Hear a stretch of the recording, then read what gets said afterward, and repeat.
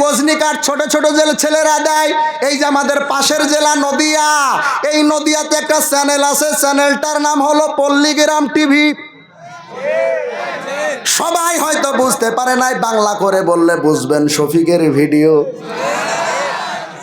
একদিন দেখছি, শফিক ওর এলাকা দিয়ে কিভাবে আমি যাই হোক আসছি, দেখছি ও দাঁড়িয়ে আছে, চুলগুলাকে এখানে একটুও নাই, এখানেও নাই, এখানে একটু রেখেছে মুরুগের মতো। কিসের মতো?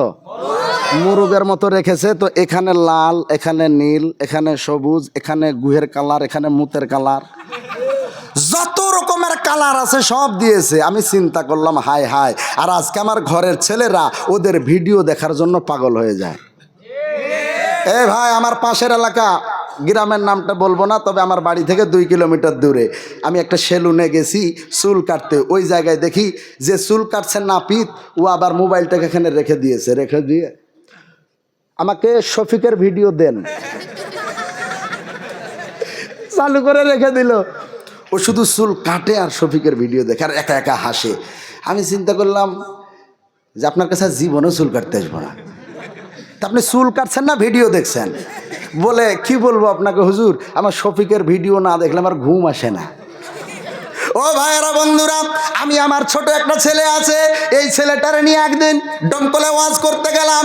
আমার ডান পাশে বসিয়ে রেখেছিলাম। বসানোর পরে আমি ওয়াজ করতেছি, হঠাৎ করে আমার ছেলে আমাকে ডাক দিচ্ছে, আব্বু, ও আব্বু, আব্বু গো।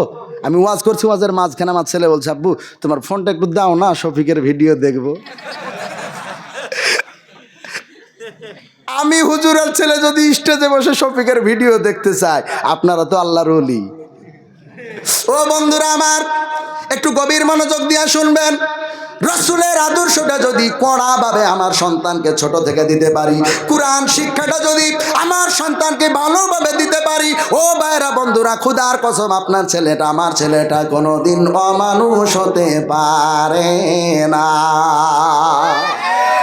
এজন্য কোরআনের শিক্ষা দেওয়ার দরকার আছে না নাই? হাদিসের শিক্ষা দেওয়ার দরকার আছে না নাই? আমার রাসূলের আদর্শ মানার দরকার আছে না নাই?